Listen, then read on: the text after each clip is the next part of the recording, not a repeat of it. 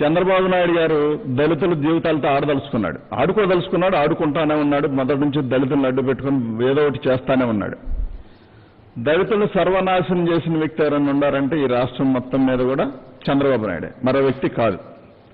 అలాగనే చంద్రబాబు నాయుడు కుట్రలకి కొల్లులకి చాలా మంది పార్టీల నుంచి వెళ్ళిపోయిన వాళ్ళు ఉన్నారు. చాలా మంది తప్పక మౌనంగా బరాయించే వాళ్ళు ఉన్నారు. బరాయించే వాళ్ళ పాపం చాలా మంది రాజ్యసభ సీట్లు ఆశించి భంగపడి ఇంకా కూడా చావో బతుకు అక్కడే ఏడుద్దాంలు అన్నట్టు తయారయ్యారు. కాబట్టి చాలా మందికి ఒక్క మాట అయితే నేను చెప్పదలుచుకున్నాను. సుధాకర్ బాబు వృత్తాంతం ఏంటి అనేది అందరికీ తెలిసిన విషయమే. సుధాకర్ బాబు నిన్న రాష్ట్ర ముఖ్యమంత్రి వర్యులు జగన్మోహన్ రెడ్డి గారిని ఏ స్థాయిలో దూషించారనేది ప్రత్యేకించి చెప్పాల్సిన పని లేదు. వీడియోలో ఎన్ని కూడా ఉన్నాయి. ఒక గవర్నమెంట్ డాక్టరు బాధ్యత కలిగిన వ్యక్తి మాట్లాడే భాష అట్లా ఉంటుందా అంటే లేదు, ఖచ్చితంగా టీడీపీ నాయకులు అయితేనే అట్లా మాట్లాడతారు, మరో వ్యక్తి అయితే అట్లా మాట్లాడే పరిస్థితి లేదు అని చెప్పి నిన్న సుధాకర్ బాబు ప్రవర్తన. సుధాకర్ బాబుని ఎందుకు ఎంచుకున్నారంటే దళితుడు కాబట్టి ఏదో జరిగిపోయింది అన్యాయం, ఇతనికి అన్యాయం జరుగుతూ ఉంది కాబట్టి ఈ చేసినవన్నీ కూడా వైఎస్ఆర్ పార్టీకు ఈ ప్రభుత్వానికి అంటగట్టాలని చూస్తామన్నారు. చంద్రబాబు నాయుడు గారి పప్పులు ఉడికే పరిస్థితి లేదు. ఎందుకంటే మీడియాలో అడ్డంగా దొరకడం మొదటి నుంచి చంద్రబాబు నాయుడు గారికి వాళ్ళ టీంకు ఉన్న అలవాటే. నిన్న సుధాకర్ బాబు మాట్లాడిన వెర్షన్ తర్వాత చంద్రబాబు నాయుడు గారు ఒక ప్రెస్ మీట్ రిలీజ్ చేశారని చెప్తున్నారు. అది ఎప్పుడు డేట్ వేసిందంటే మొన్నటిది ఎప్పుడుదో డేట్ వేసింది. ఆయన మాట్లాడింది నిన్న అయితే మొన్న డేట్ మీద ఉంటుంది.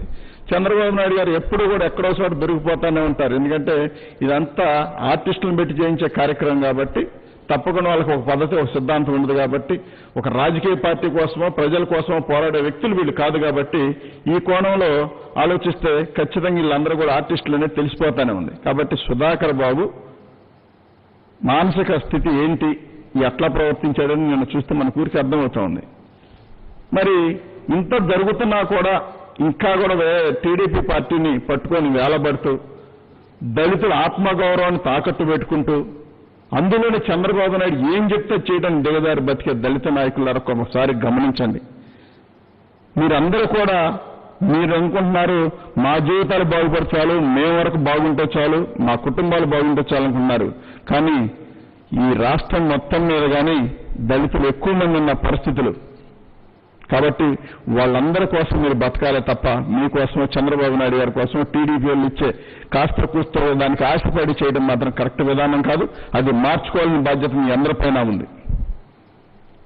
వీళ్ళందరూ కూడా టీడీపీ నాయకులు డాక్టర్ సుధాకర్ అనే వ్యక్తికి ఏదో జరిగిపోతా ఉంది, ఏదో అయిపోతా ఉందంటే ఫస్ట్ నుంచి చంద్రబాబు నాయుడు గారు దాంట్లో బయలుదేరిన వాళ్ళు ఎంతమంది ఉన్నారో మనం లెక్క తీస్తే ఇంతమంది అని చెప్పలేని పరిస్థితి. అందులో ఇప్పుడు ఈ మధ్య ఈ పుల్కాలాగా ఈయన ఆయన దొరికాడు సుధాకర్ బాబు. కాబట్టి సుధాకర్ బాబుకు నేర్చుకోవాల్సింది ఏంటంటే చంద్రబాబు నాయుడు ఎందుకు మన మీద ఇవన్నీ నేర్పుతున్నాడు, నా చేత మాత్రం ఎందుకు ఇవన్నీ చేపిస్తున్నాడని ఖచ్చితంగా సుధాకర్ బాబు ఆలోచించుకోవాలి. అందులో ఉన్న దళిత సంఘాలు, దళిత నాయకులు అందరూ కూడా ఆలోచించుకోవాలి. రాజధాని ప్రాంతంలో దళితులకు, ఎస్సీలకు, ఎస్టీలకు, బీసీలకు, మైనార్టీకి ఇళ్ల ప్లాట్లు ఇస్తామంటే కోర్టుకెళ్లి దాన్ని అడ్డుకొని దాన్ని ఏ విధంగా పూర్తిగా నాశనం చేసే దిశగా చంద్రబాబు నాయుడు అడుగులు వేసాడు మనందరూ తెలియదు కాదు. ప్రతి ఒక్క దానికి కోర్టుకు వెళ్లడం, మంచి పని చేస్తుంటే దాన్ని అడ్డుకోవాలనే విధంగా చంద్రబాబు నాయుడు తయారైతే ఇంకా కూడా చంద్రబాబు నాయుడు గారే దళితులను అనగదొక్కుతారు, చంద్రబాబు నాయుడు గారి నాయకులే దళితులను కొడతారు, తిడతారు, చంపుతారు, మరి వ్యవస్థరం చేసి కొడతారు. వాళ్లే మళ్ళీ దళితుల గురించి మాట్లాడుతూ ఉంటారు. ఎంత ఆశ్చర్యంగా ఉంటుందంటే వాళ్ళు చేసే శాస్త్రలో. మరి అలాంటి చర్యలు చేసే వ్యక్తులు కూడా మళ్ళీ దళితుల గురించి మాట్లాడి ఇంకేదో జరిగి మాకు చంద్రబాబు నాయుడు గతంలో అది చేశాడు, ఇది చేశాడని చెప్పింది. చంద్రబాబు నాయుడు దళితులకు ఏం చేశారు చెప్పాలి అని అంటే ఒక్కటి కూడా చెప్పే దమ్ము కానీ ధైర్యం కానీ ఒక్కళ్ళకి లేదు.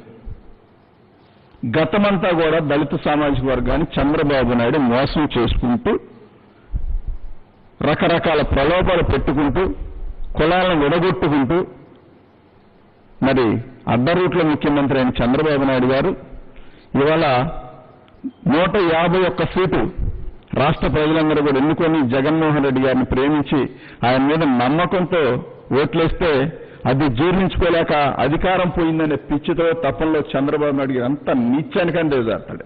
ఎందుకంటే ఒక నీచం అనే పదం గుర్తుకొస్తే నాకు చంద్రబాబు తప్ప మరో వ్యక్తి కనబడే పరిస్థితి లేదు. అంత నీచమైన వ్యక్తి, అంత దుర్మార్గమైన వ్యక్తి. ఎంతకైనా దిగజారిపోతాడు, ఎంతకైనా తెగిడుస్తూ ఉంటాడు. కాబట్టి ఇలాంటి వ్యక్తిని పక్కన పెట్టి రాష్ట్ర ప్రజలందరూ కూడా జగన్మోహన్ రెడ్డి గారి పాలన ఉంది, బ్రహ్మాండంగా ఉంది. మరి కోవిడ్ విషయంలో కూడా, కరోనా విషయంలో కూడా ఈ రాష్ట్రాన్ని మరి అత్యధిక టెస్టులు చేసి దేశ ప్రధాని చేత ప్రశంసలు పొంది మరి ఈ కరోనాని కంట్రోల్ చేసే విధానంలో మరి జగన్మోహన్ రెడ్డి గారు తీసుకున్న నిర్ణయాలు కానీ, అధికారులు కానీ, జిల్లా కలెక్టర్ కానీ, పోలీసు యంత్రాంగం కానీ ఏ రకంగా కష్టపడ్డారంటే మున్సిపాలిటీ శానిటరీలు కానీ మరి వీళ్ళందరూ కూడా ఇంత కష్టపడి రాష్ట్రాన్ని ఈ రకంగా ఒక దారికి తీసుకొచ్చి ఇవాళ కరోనా పాజిటివ్ కేసులు తగ్గే విధంగా టెస్టులు ఎక్కువ చేస్తున్నా కానీ కేసులు తగ్గుముఖం పట్టినాయి. ఇంత చేసుకుంటూ ఎవరికెళ్తా ఉంటే కరోనా విషయంలో కూడా చంద్రబాబు నాయుడు గారు ఎలాంటి రాజకీయాలు చేశారో తెలియని విషయం కాదు. మరి వైజాగ్లో గ్యాస్ లీక్ అయి మరణం పొందితే వీళ్ళు అద్దద్దద్ద అని చెప్పి ప్రెస్ మీట్లు పెట్టి 5 లక్షలు ఇవ్వాల్సిందే, 10 లక్షలు ఇవ్వాల్సిందని చెప్పి ఆశ్చర్యకరమైన ప్రెస్ మీట్లన్నీ పెట్టారు. జగన్మోహన్ రెడ్డి గారు దెమ్మ తిరిగే విధంగా అక్కడ జరిగిన అన్యాయానికి ధీటుగా మరి ప్యాకేజీ ప్రకటిస్తే నాలుగు ఖర్చుకొని తప్పక స్పందించి మంచి ఆలోచన చేశారన్నారు. కాబట్టి మీ బుద్ధి ఎప్పుడు వంకరే. ఎదటి వాళ్ళు ఏం చేసినా అది తప్పుగానే కనిపించే విధానం కనబడతా ఉంది తప్ప మరొకటి కాదు.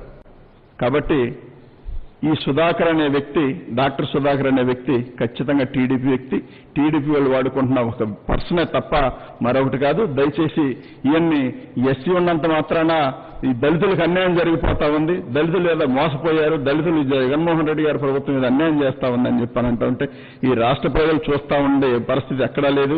కాబట్టి చంద్రబాబు నాయుడు గారు, ఆయనకు బ్యాండ్ మేళ వాయించే చాలా మంది నాయకులు కూడా తెలుసుకోవాల్సింది ఒకటే, భవిష్యత్తు మొత్తం రాష్ట్ర ముఖ్యమంత్రి జగన్మోహన్ రెడ్డి గారిదని కనిపిస్తా ఉంది. మీరు రాష్ట్రాన్ని అప్పులు పాలు చేసి రాజధాని అదని ఇదని చెప్పి సర్వనాశనం చేసి లక్షల కోట్లు దోచుకు తింటే ఇవాళ ఆ రాష్ట్రాన్ని చక్కదిద్దే విధానంలో ఎదురికి వెళ్తా ప్రతి కష్టాన్ని ఎదుర్కొంటూ సమర్థవంతంగా ఎదుర్కొంటూ చిరునవ్వుతో రాష్ట్రాన్ని పనిచేస్తా ఉంటే మీ ఏడుగుడ్డు రాజకీయాలు ఏంటో నాకు అర్థం కాని పరిస్థితి. ఇంకెన్నాళ్ళు చంద్రబాబు నాయుడు గారిని చూస్తా ఉంటే ఒక రకంగా జాలి, కోపం. ఎందుకు ఇంకెంత నీచాన్ని దిగజారుతా ఉంటాడు? అధికారం పోయేసరికి ఏదో జీర్ణించుకోలేని పరిస్థితిలో పడిపోవటం, ఏదో ఒక రకంగా గొడవలు చేయాలనుకోవటం, ఏదో రకంగా అల్లర్లు చేయాలనుకోవటం, ఈ రాష్ట్రాన్ని సర్వనాశనం చేయాలనుకోవటం. మీకు రాజధాని మీద, రాష్ట్రం మీద అంత ప్రేమన్న వ్యక్తి రాష్ట్రంలో ఇళ్ల ప్లాట్లు ఇస్తా ఉంటే దాన్ని హైకోర్టుకి వెళ్ళి అడ్డుకున్నామంటే ఎంత నీచమైన సంస్కృతిని ఇది. నీ వ్యక్తులు కాదా అడ్డుకుంది, నీవు కాదా పంపించింది. ప్రతి విషయాన్ని హైకోర్టుకు తీసుకెళ్ళి ఏదో ఒక రకంగా స్టేలు తీసుకురావడం. ఎంత మేనేజ్మెంట్ చేసిన చంద్రబాబు నాయుడు గారు పైన దేవుడు ఉన్నాడు. ఆయన శాసించదలుచుకుంటే నువ్వు నేను కూడా నిలబడం ఒకసారి గుర్తుపెట్టుకోవాలి. ఆయన దీవించాడు కాబట్టి జగన్మోహన్ రెడ్డి గారికి 151 సీట్ ఇచ్చారు. ఆయన ఆశీర్వదించారు కాబట్టి, రాష్ట్ర ప్రజలు ఆశీర్వదించారు కాబట్టి ఇంత కష్టకాలంలో కూడా సమర్థవంతంగా అనుకున్న కాలానికి, అనుకున్న టైంకి ప్రతి ఒక్క పథకం కూడా ప్రజల్లోకి తీసుకెళ్తా ఉన్నారు.